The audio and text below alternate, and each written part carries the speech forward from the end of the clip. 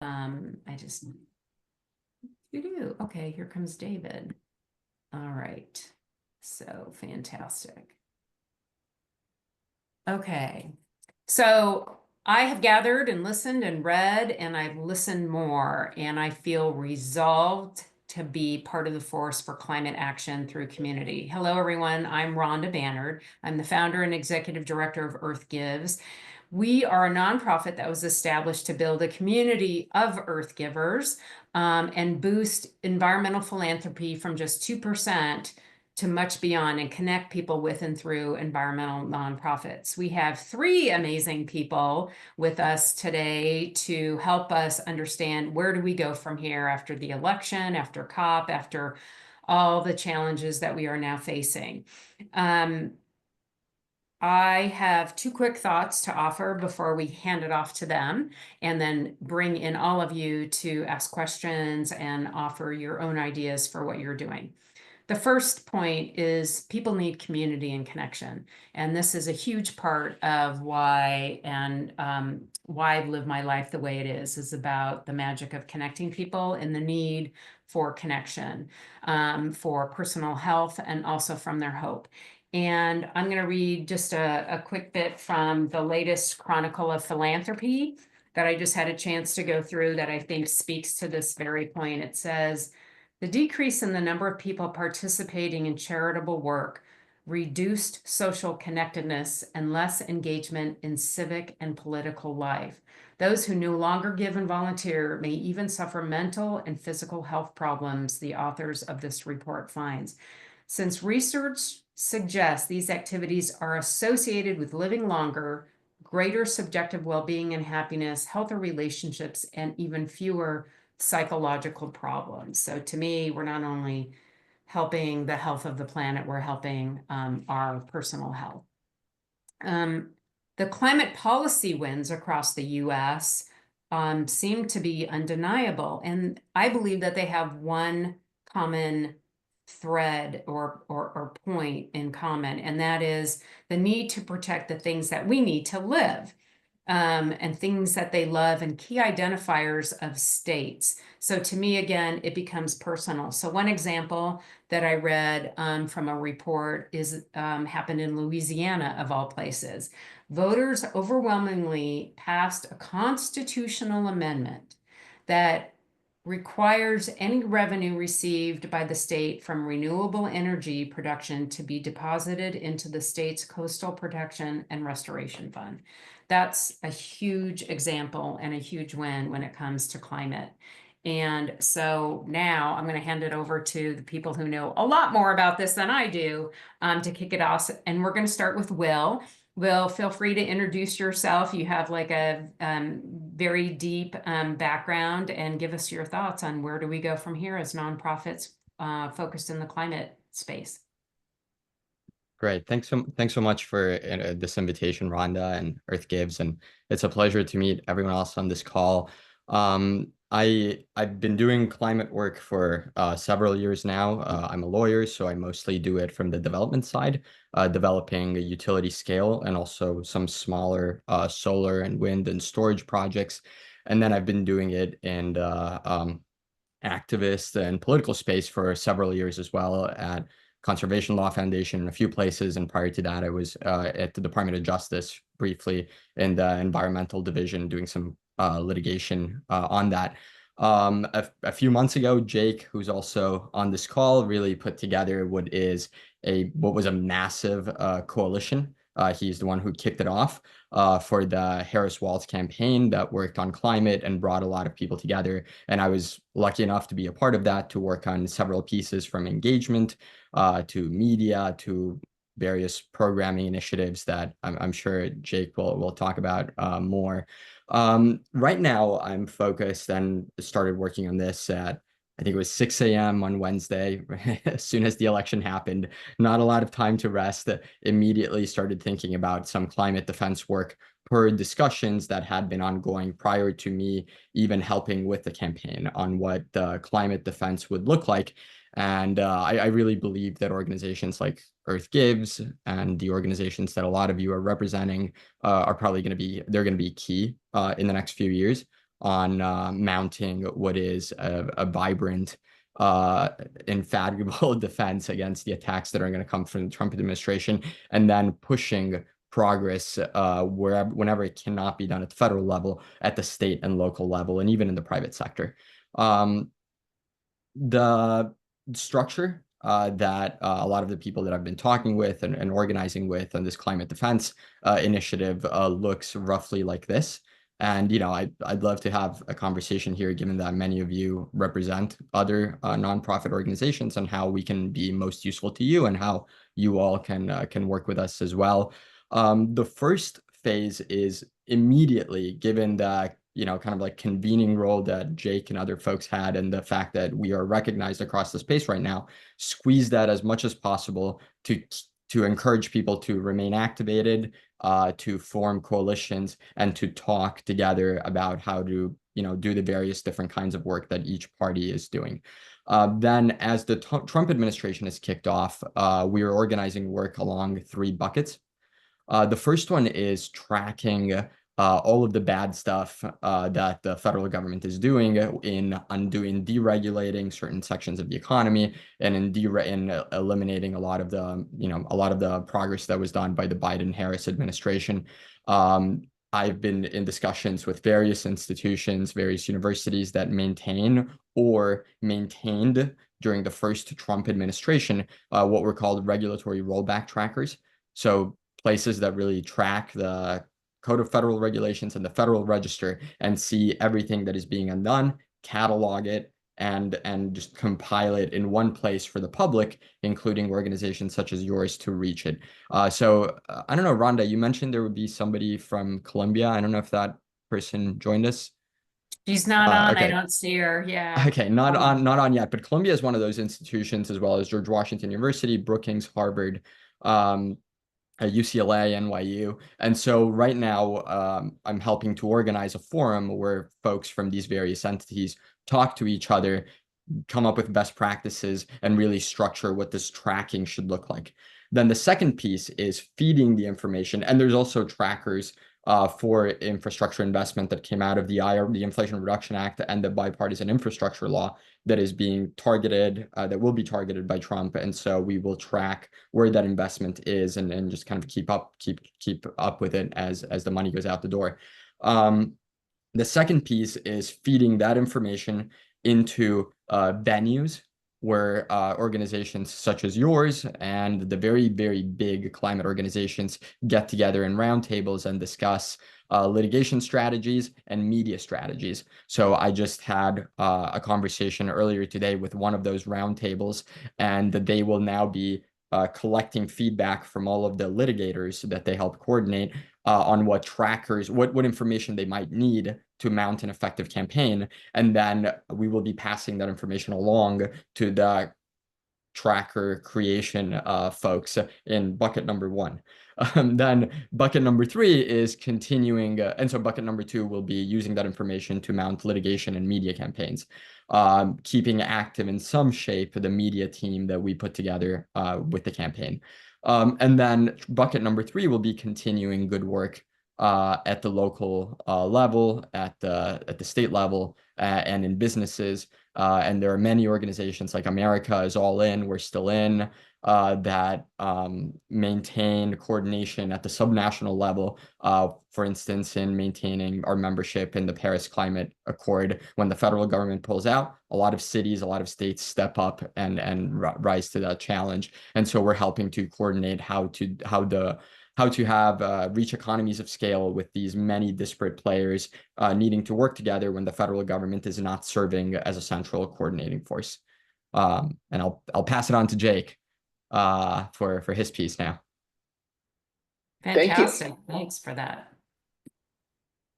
Yeah, thank you, Rhonda, for providing the space to have these conversations. I think this is more important than ever to be able to chart our way forward and brainstorm, and in some ways start from scratch, and in some ways continue off the really strong work that we have built cycle after cycle the last 6-7 years in creating a real movement. So I was the interim climate engagement director on the campaign before Camila Thorndike joined. and helped her and Will on the outside build up really an organizational structure that was fairly unprecedented. I mean, there were not many other, in previous cycles, climate was only, it was a comms piece, a bit of policy. It was never an organizing thing. And even this year on the campaign, a lot of the other coalitions were all focused on how to win over those persuadable voters, right? So there's a massive Latino coalition program that was all focused on persuadable Latinos. That was obviously very important and in hindsight, not very successful. But what we did that was unique is there's fewer persuadable climate voters, but there's so much energy in the climate movement that really hadn't been tapped. And I would argue still is not fully tapped at all. And so what Will, Camila, and I did is we built up a structure to tap the energy of hundreds and hundreds of volunteers, and not just in knocking doors, because that's what everyone needs and it's what no one wants to do. And it's still the most important thing. But we created an operational structure to write LTEs and op-eds, to do blog posts, to have our own social media army. It was like 6 or 7 different things we did as ways to channel the energy from the climate movement. And so I think the original question you asked, Rhonda, was what is the role of these groups and kind of the next steps? And I would say starting off, creating space for these conversations, continuing to force the conversations, even when they're hard to have. And so my first thought in the days after Election Day, and it's still a fear I have, is that the space for these conversations is diminishing. There's gonna be such a hard pivot in the party to the core economic pillars that we'll be running on. And as a Democratic strategist, I think that's correct. As a climate strategist, I think we have to make sure we fight, keep our name in the ring, and we keep this as part of the conversation, still absolutely using the economic frame. And so these conversations are more important as ever to keep organizing, even when we quote unquote lost, to make sure that when we start to organize again, we are part of that conversation 2-3 years from now. And so what that looks like, I think, and it's already been happening the last couple of years, is every single time you say the word climate, you have to say the word job in the same sentence. We did that and that wasn't enough. And so I think talking about utility prices, energy prices, talking about big gas, big oil, big utility ripping us off is extremely important. And that's something we kind of started to lean into as a movement. And there's so much more work to be done there. And again, going back to the original question, these nonprofits, national, state, local level, are all just the starting place of those conversations. Even just Thanksgiving dinner with your neighbor, kind of beginning to reframe how people view climate change is more important than ever. And that happens at the most local level. And then that trickles up is the idea. So that by the time we have another election, we are in a kind of mental headspace as a country to have a climate election. It's no longer about climate. It's about the jobs that Trump will be cutting, and thousands of people will very possibly lose their jobs in clean energy industries, let alone with wildfires and storms and all that as well. So there's many conversations to be had, and I see these groups and groups like y'all's are the building blocks for those conversations. Thanks for that. I mean, as much as I keep, as a former journalist, I follow Inside Climate News and Climate Coverage Now and all of that, right? And I just now saw the term climateflation, and I've heard some pundits say, why did we not talk about the impact of climate change on our day-to-day expenses and all of that? So we can come back to that. And I think it was Senator Sheldon Whitehouse, who just spoke from the floor a couple of days ago, who did just a perfect, I think he had just returned from COP, and just perfect point on how we can't go back on renewable energy, the way the business and innovation is growing. And so to amplify that kind of messaging, I think is a great opportunity for those who are concerned about climate change. So I bet he has something to say about what I just said. So I'm going to throw it to Jack Hanson of Run on Climate. Why don't you introduce yourself a little bit, Jack, and give us where do we go from here? Thanks, Ron, and everyone. And let me know if it cuts out or anything. Feel free to interrupt if I'm lagging. Good to be here, Jack Hanson. I'm the founder and executive director at Run on Climate. Formerly served on the Burlington, Vermont City Council from 2019 to 2022.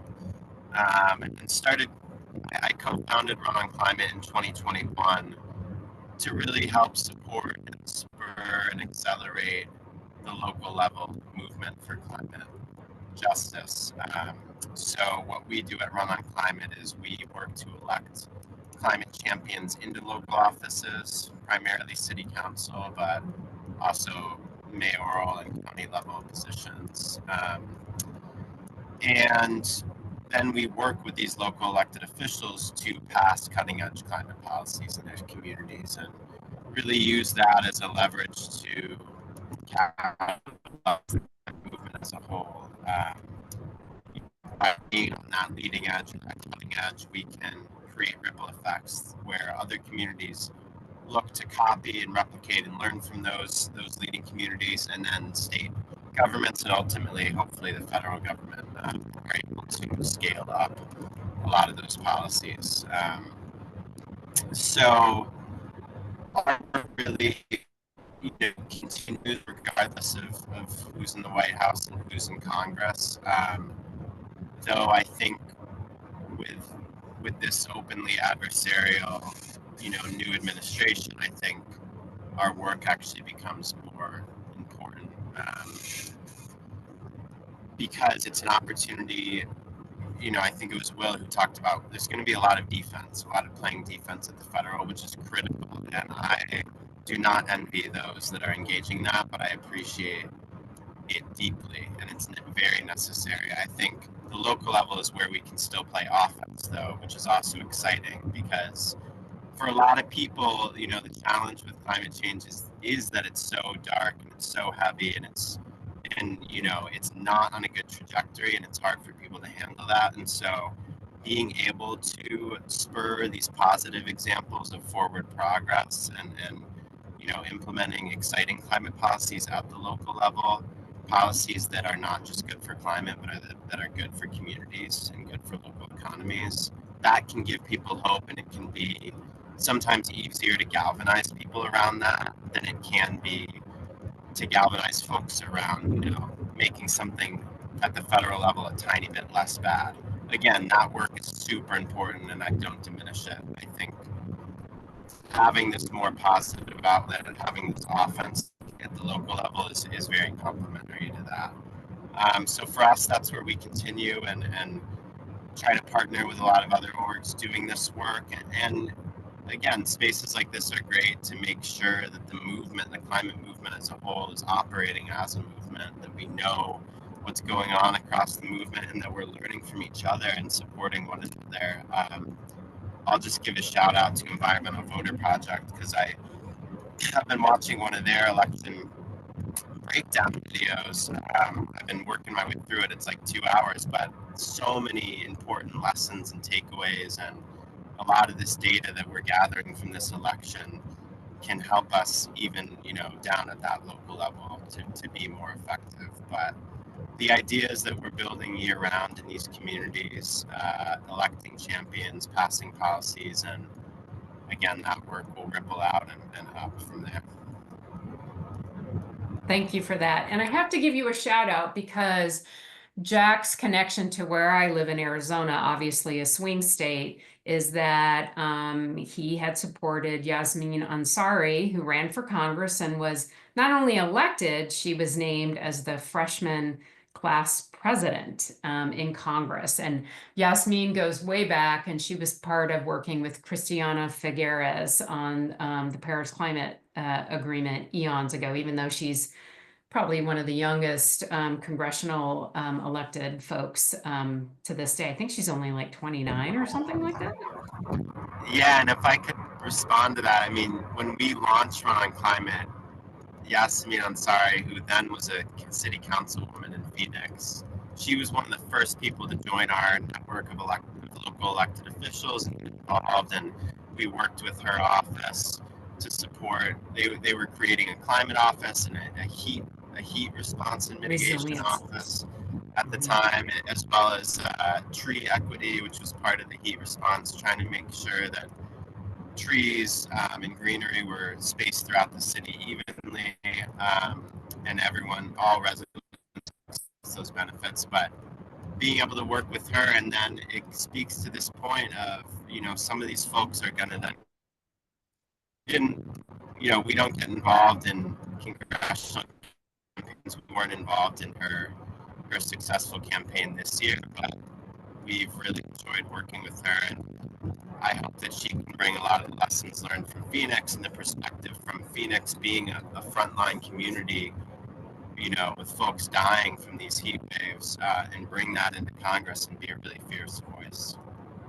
Yep. I'm excited for that. So now I want to open it up for questions. Lewis, Amanda, David, Lindsay, Eric, especially you, because I know you have to drop off. Is there something that you're doing that you want to share? Is the question you want to ask? Because when we get into the very localized, like we're not only climate, we're nonprofits, and the challenges. And I know a lot of people rely on federal funding and all of that. I don't know if that's unique to any of you, but what thoughts do you have? What questions? What ideas do you want to throw out there for others? Eric, go ahead. Well, WWP is mostly going to be probably in the next 4 years on the defensive side. And, I think we're, even in 2024, we're finally getting some of the repeals of Trump 1 decisions, like the Converse County oil and gas project that we won a case on just this last month. So, there's going to be a lot of defense to be played on public lands issues. One of the things we're really interested in is advancing rooftop solar in urban areas and making that the primary policy focus of renewable energy production rather than big utility scale projects, be they on public lands or other areas, because, obviously if we can have those electrons generated on the rooftops in those places where they're using the electricity, that can have some benefits for, the climate, but also have benefits to potentially for disadvantaged communities and such things. The question I have is that the Inflation Reduction Act is now being potentially targeted, both potentially by the incoming Trump administration and the next Republican Congress. So what are the strategies for trying to defend that piece of legislation? Rhonda, do you want me to take first crack at that? Yeah, you're the obvious person. Okay. Well, I'm excited about non-utility scale rooftop solar as well. So one of my clients for my full-time job as a lawyer is the Loan Program Office at the Department of Energy. So we are, there's been funding commitments already made, and they're about to enter into various agreements. Then once the agreements are in place, it will be harder for the Trump administration to get rid of those, because those are just regular contracts with companies developing what are called virtual power plants. I don't know if folks here are familiar with virtual power plants. It's essentially a way, it's a system of infrastructure and software that helps connect smaller non-utility scale facilities that are located in rooftops to each other in a way that does demand forecasting, so that prior to any grid investments that we'll have to make long-term anyways, but even with the grid that we have now, we'll be able to manage the flow in an easier way and really maximize the amount of power that can come from that. I think the large scale, going to the broader item of discussion, I think the ITC, the investment tax credit, and PTC, the production tax credit, on the whole, probably will stick around.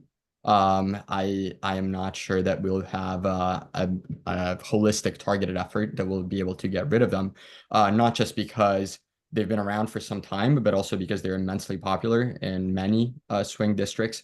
And there's already a letter that many of you all probably already know, going around in the Republican caucus saying, please don't touch those. Please don't touch the PTC. Please don't touch the ITC. There are some regulations that haven't yet come out on some other parts of the IRA, tech neutral ITC. There's discussions going on right now as to whether it's best to hold on those regulations, so not to mess with a Congressional Review Act window that might actually, if we seek some progress now, we might actually be opening up regulations to bigger cuts than if we stayed the course and avoided opening that CRA window. So this is very technical. I've been working on this with a lot of people from the coalition, and I know that the White House and the Treasury are also working on this to like not open up new regs to big exposure and to defend what is already there through Administrative Procedure Act hurdles. And then, you know, once we're out of office, the litigators and the states will have to take it from there. But one thing that the campaign and the remnants of the big climate volunteer corps of the campaign can be instrumental in doing is this. With the campaign, we put together a big list of equipment procurement and construction EPC contractors that do solar development in the swing states. We use that for our own campaign programming to get those people a day off from work to be able to vote and to do some discussions within their communities to boost the connection in people's minds between the Biden administration and their own jobs that had been created. But that those same lists, those same communities can keep being deployed in a very targeted way to like protect credits and maybe even expand them at the state level. Eric, I Jake, know for you have to some- hop off, but wasn't one of your points in your question to Will about like public land? Did I see it right that they're looking at attacking public lands or national lands? Well, you know, there's going to be a whole slew of monument attacks, I think, right out of the gate, and we're going to be playing defense on that. We're already in court on some of the opposition, attacks on national monuments that have already been designated, and we're going to expect some more possible repeals like we saw in Trump 1. So you're saying that a huge amount of the nonprofit legal groups like Wild Earth Guardians, Western Environmental Law Center, and folks like you are going to be busy and need more resources, right? It's going to be a busy 4 years, and we're going to, we're going to be suing the bastards quite a lot. Yeah. Okay, David, why don't you thanks, ask your gotta hop. questions? Thanks for joining us, Eric. Yeah, thanks. David, why don't you ask your questions?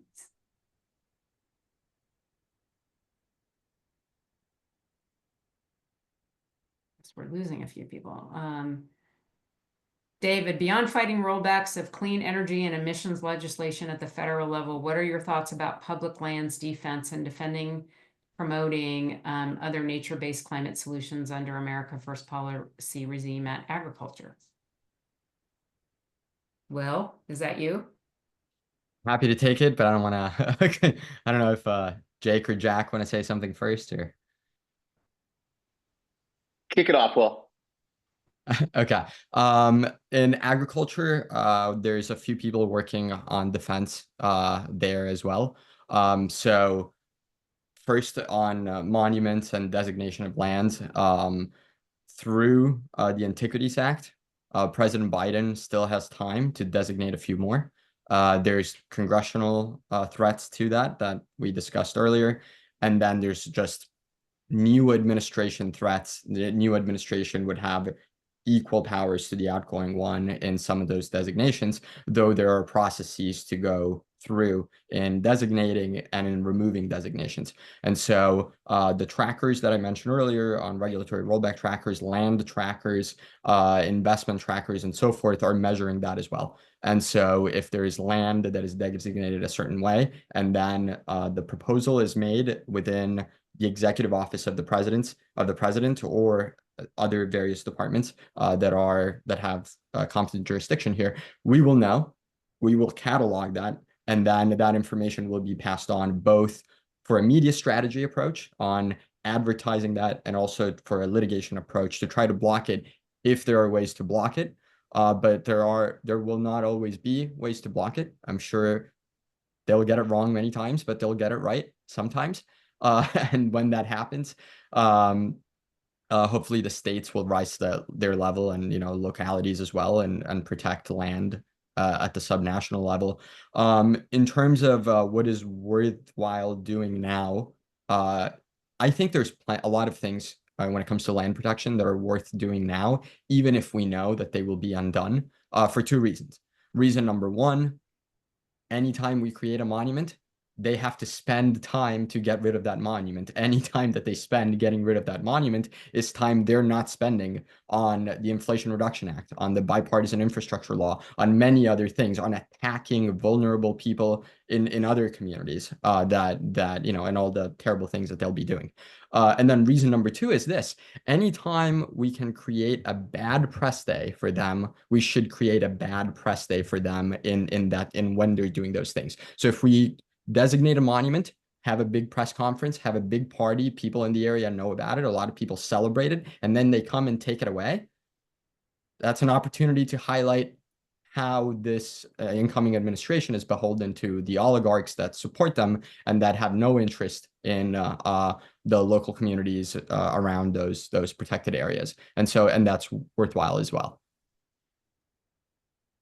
Jake, did you have something to add to that? Yeah, I was going to add and essentially say his last point, which is we should not shy away from the fact that we are right and we are more popular on a lot of these issues, and we shouldn't be afraid to shove that in their face.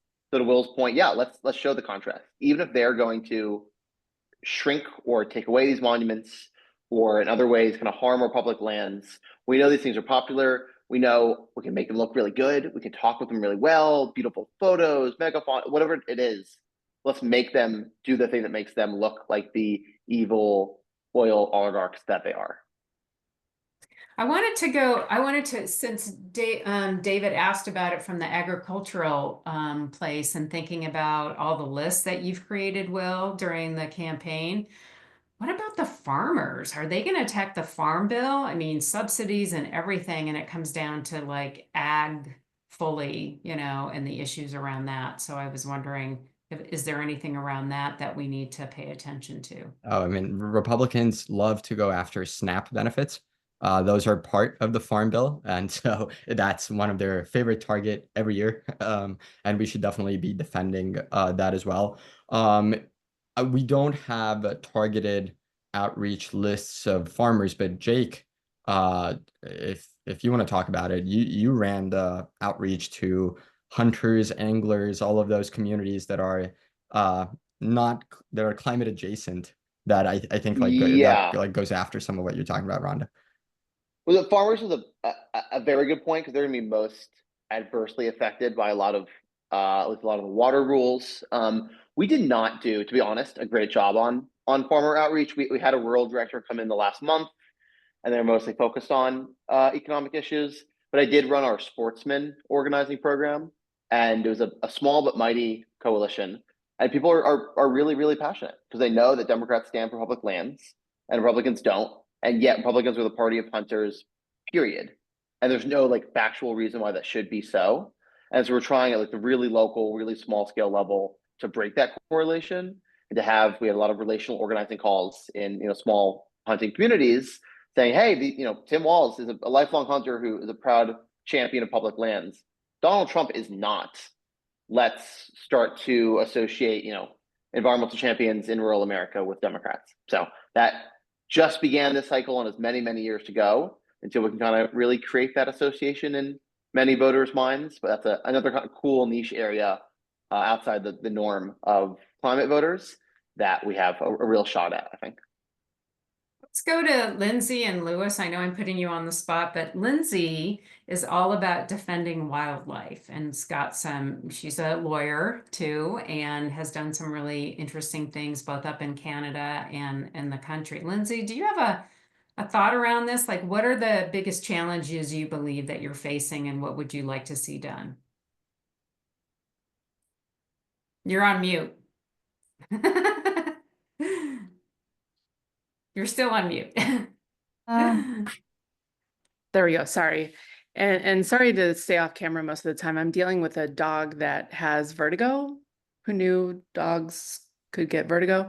Anyway, I'm also, as Rhonda mentioned, I'm also an attorney. I work mostly on local issues. Our primary focus since roughly 2020 has been on rodenticides or rat poisons at a local level in Canada.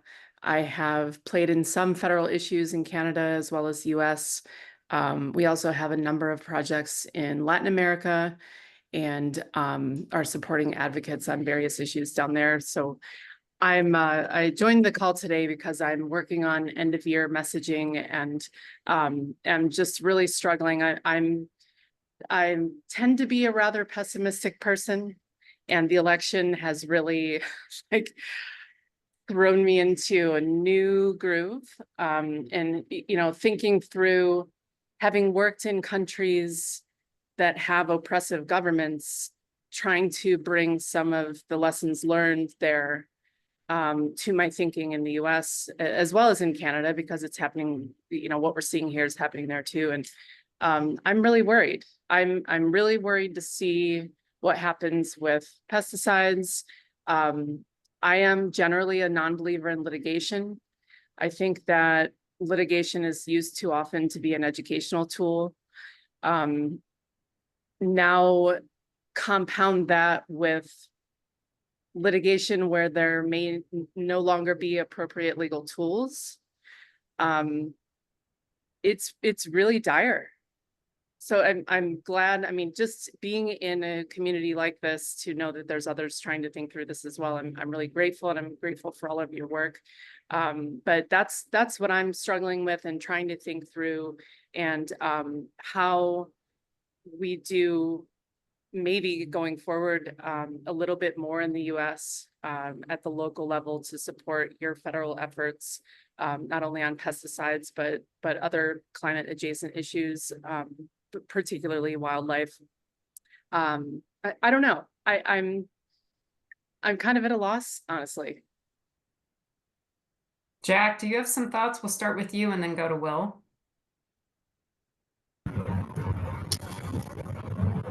Yeah.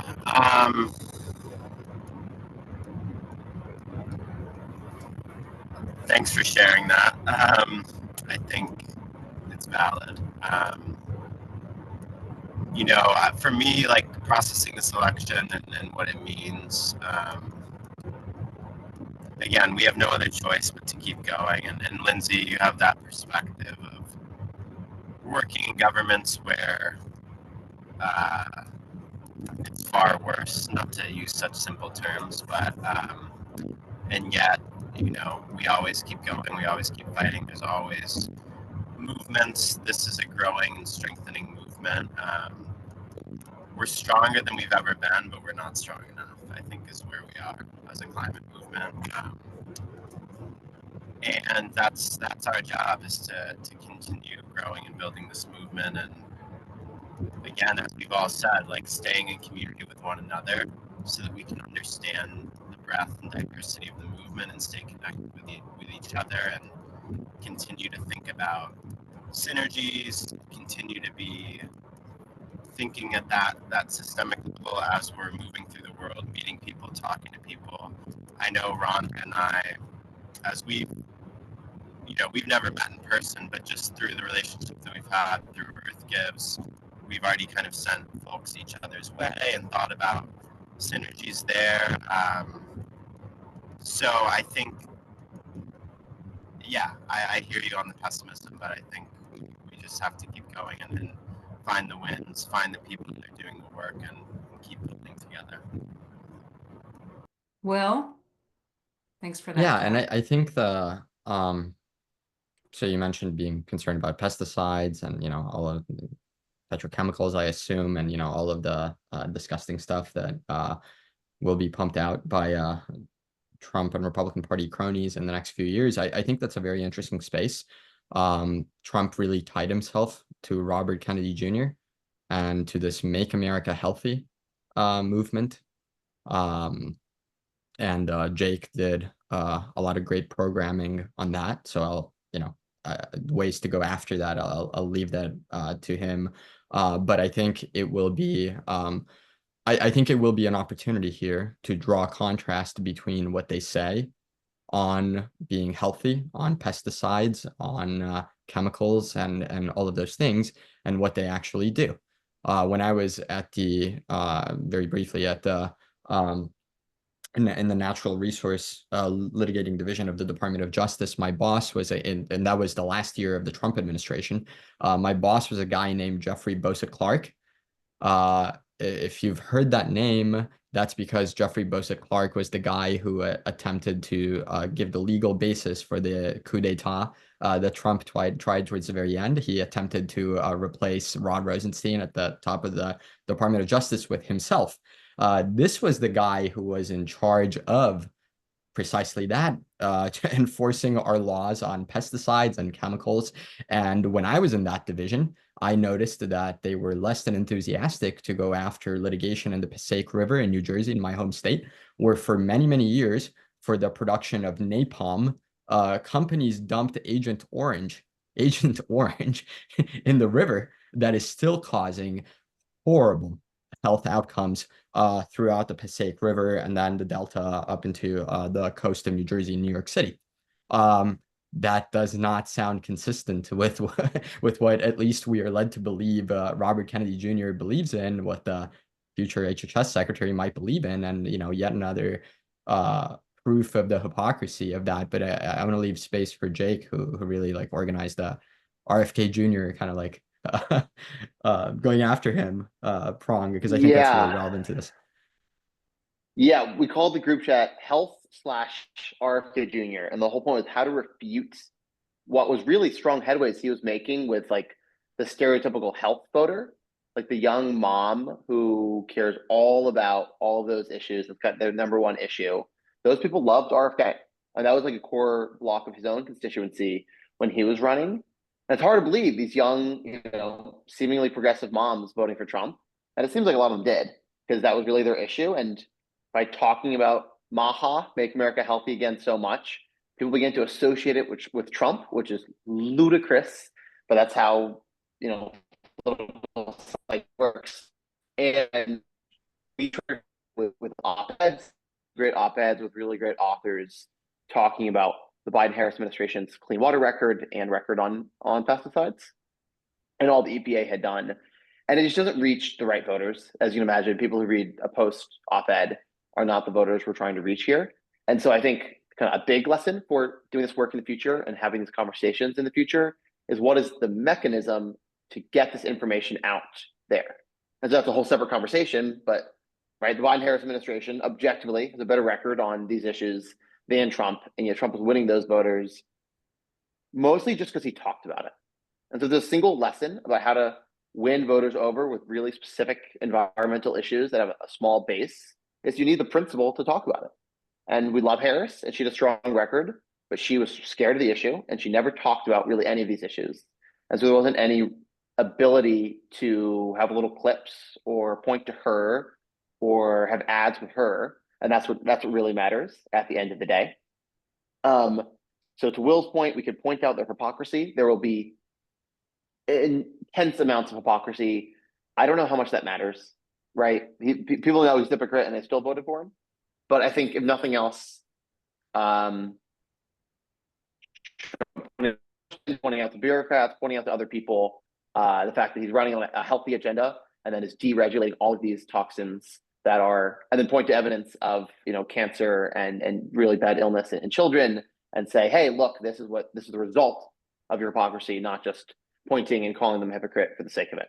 So I think really trying to get down to the human factor of all this, and pesticides is a great example. It really makes people terribly ill, and trying to build a political case on it. But yeah, there's unfortunately not much that can be done except highlighting it and trying to build something from that. So putting myself in Lindsay's shoes as a small nonprofit who's trying to do this, what comes up for me, Lindsay, and I don't know if this is your takeaway from what they all shared, is the health message.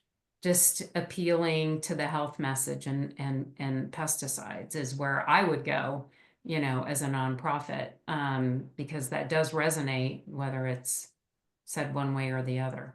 For sure. We've been doing a lot of that, as well as honestly on rat poisons, the economic value of proactive pest management. You shouldn't need to use rat poisons if your home is properly secured.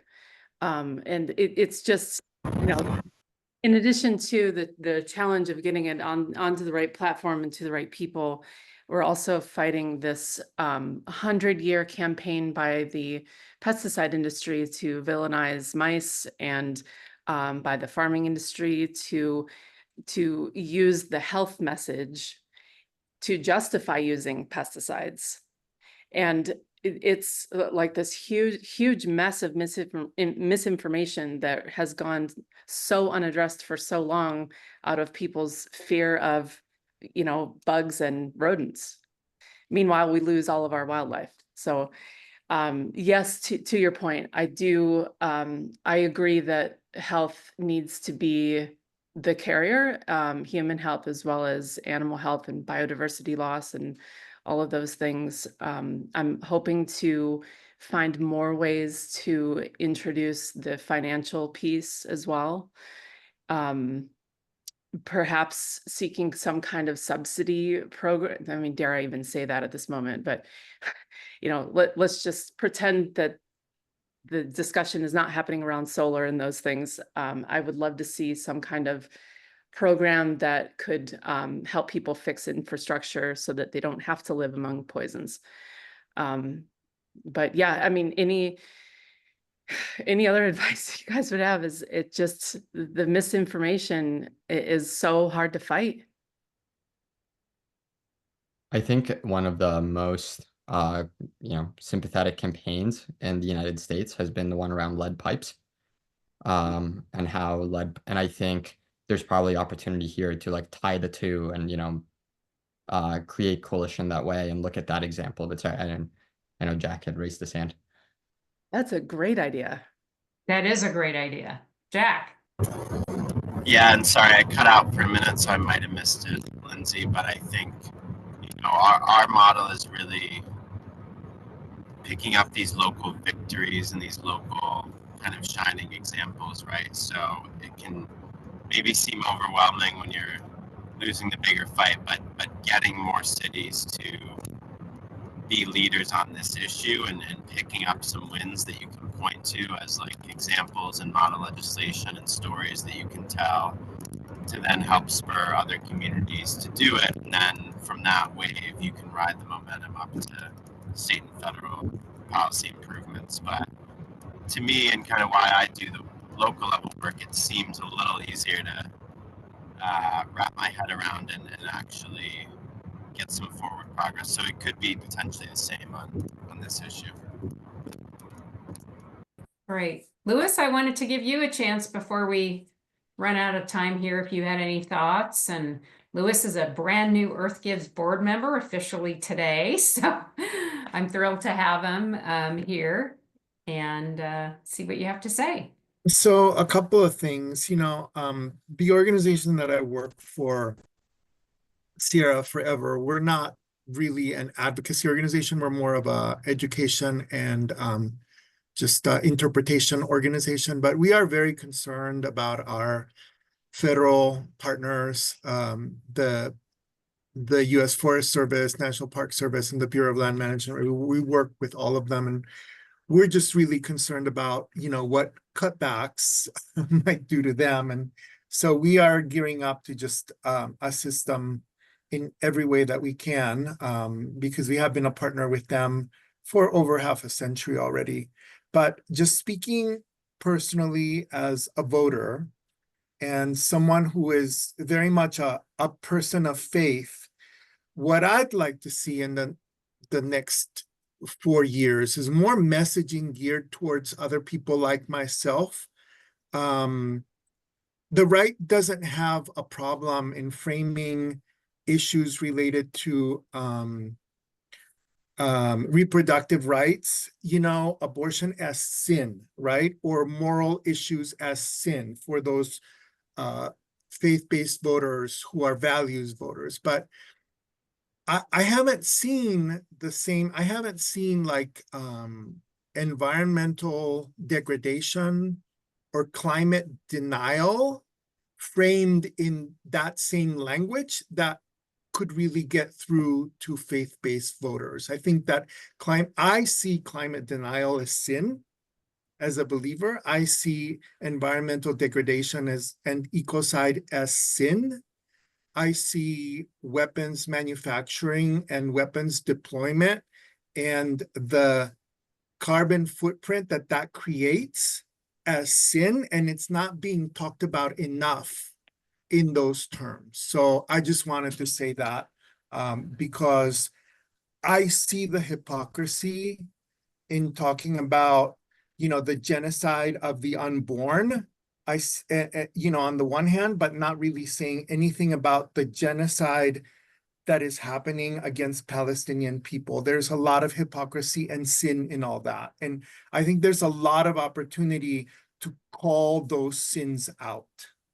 So for what it's Well, worth. even just in Phoenix, 600 people died last year due to heat. So there are climate deaths happening everywhere. Yeah.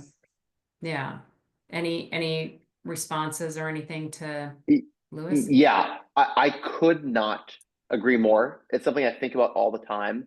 And you're right, we've totally failed to even really try, I think, to create that connection and have that conversation. I think the single biggest reason why is we don't have the right messengers. We don't, on the local level, there's not that many reverends that are willing to kind of go and say anything for us. And on the national level, we don't have kind of big faith figures that can have those conversations. And a lot of that is because they think or know that the base of the party are not the type of people that would be open to hearing that frame. But I think we need to widen the party into people that would. And then either way, for religion, it's a humanist thing. Going down to the simple human level of effective climate change. It's the realest thing in the world. And I personally agree that is how we should be having these conversations. We still do have to talk about jobs in every sentence that we talk about climate change, but reminding people of the human toll, I think is equally morally crucial. What I would add to that, and Jack, you can jump in, we had 2 faith-based organizations participate in Earth Gives Day, and their messaging is amazing. And the interfaith groups that do a ton of work, they're always down at the legislature on Environment Day. And so there are a ton of nonprofits. In fact, I just got an email from a group on Jewish climate issues and concerns, and I did phone banking with Dayenu and some other groups. So they're definitely out there. They probably haven't been tapped in the way that maybe you can, and if I can help you do that in any way, I'd be happy to do that. Jack? Yeah, it's making me think a bit about our conversation about messaging in response to that global survey of what messages resonate. And if you remember, Rhonda, and we're learning this somewhat the hard way, it wasn't actually the jobs argument that was most salient around climate. It was the future generations argument. We are destroying the planet for future generations. We're leaving our children and grandchildren without a future. That was the argument that was the most broadly resonant in this climate messaging global survey. Again, that was a year ago. Maybe things have shifted in the last year, but it goes back to your point, Lewis, about you were talking about unborn children. It's, in the effects of and what we're doing to them, the harm that we're doing to them. I mean, that is arguably the most impacted group of climate change is folks who are not here yet, but they're going to have to live through the most dire effects of this. Jack, I think that the impact of that survey is still there because Giving Tuesday just released a report that says it really, it comes down to love and generosity, and caring for one another. And so I think that still resonates. Believe me, I've looked at, the fear-based messaging as well as the solutions-based messaging. And I do think it really comes down to that. A great source for that. Well, Yale and Potential Energy, which is a nonprofit on climate messaging, did the research. And I think they're great resources for us, but it takes, this is like moving the Titanic from the iceberg of like fear-based messaging to, that's why I think people have retreated from listening to the news, because it's like, we've had enough. We need to like regroup, reconnect, find our footing, and then come back in. But we want to be part of something hopeful. I mean, the Hope and Change campaign, I always keep going to that. It's like, what are you making possible for me? you know, and for the world and for our community and those kinds of things. And I think that really resonates. And I know, David, you can't talk, but I did want to ask you a question because you represent the National Environmental Education Foundation group, which is nationwide. And, you know, there's so much work and so much need to educate younger people around the environment and the impacts, and they definitely care about it. I'm just wondering if you're concerned about anything that's going to be impacted because they're already getting into classrooms, and I don't know if that means camps and, you know, all the different things of where kids learn about climate and the environment and experiences. So if you want to write anything, I welcome that. But Louis, I interrupted you, so go ahead and share your thought, and then we'll wrap the up. only other thing that I wanted to say, which I think is really important, is that, you know, what is being done to appeal to other parties besides the Democrats and the Republicans? Because I have to tell you, in this election, as a voter, I felt I did not have enough choice. I didn't. You know, on issues, yes. But on the presidential candidates, I did not vote for the Democratic Party. I couldn't, in my conscience, I could not. And fortunately, as a Californian, I felt I had the luxury of voting my conscience. I voted Green Party because I knew that the election was going to go to Harris because of, you know, the Electoral College being what it is. But we have a system in the United States for choosing the president that is broken. It's broken because it's just, there's not enough choice, first of all. And second of all, because the Electoral College is an antiquated system that, you know, that does not really represent the interest of voters.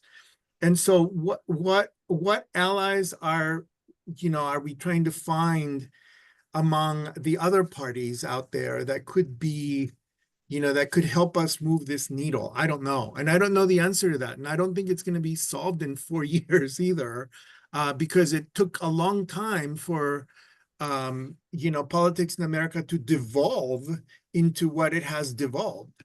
But, you know, so I just wanted to hear what your thoughts are on that.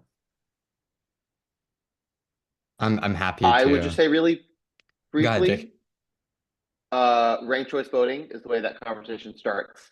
And it's a thing happening right now. And it might not seem like the answer, but I think all possible realistic answers start with ranked choice voting at the local level. And that gives national parties, third-party parties, more power. And that begins the process of them becoming national parties.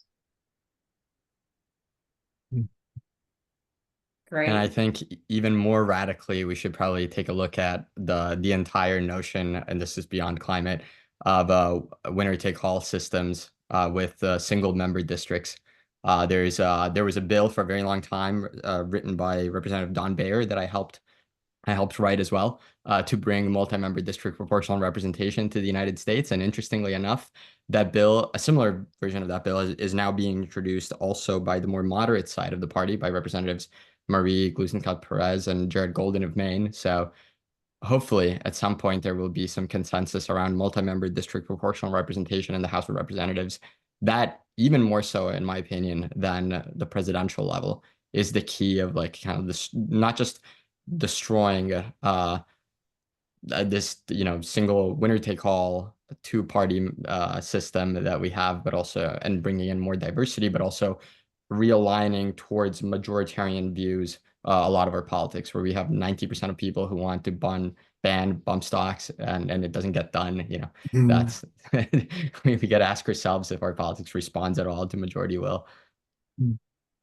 That is key. Well, gosh, Jake, Jack, and Will, I really thank you. And before we close up, the earthgives.org platform is open through Giving Tuesday, which is December 3rd, and the end of the year. And Lindsay, Louis, and Jack all represent organizations that are featured there and would welcome anyone's donation or you sharing about it. But this was super insightful. We need to continue the conversation. I know a lot of people are trying to grapple with this, and it's going to be interesting to hear more from climate nonprofits and what they're going to figure out to do. Lindsay, you know how to reach me if there's anything I can do to help you.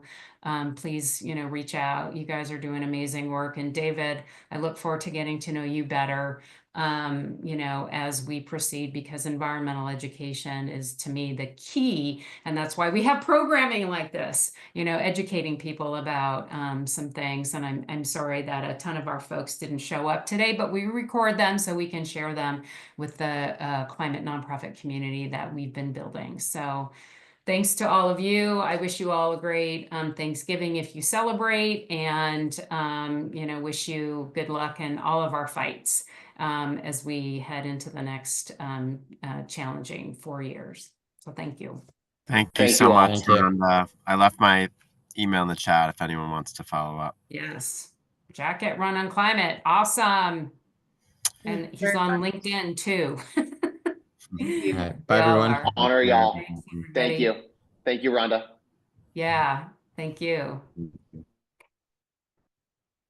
Appreciate it. Nice to meet you, Jack. Yeah, nice to meet you, Jake. Take care.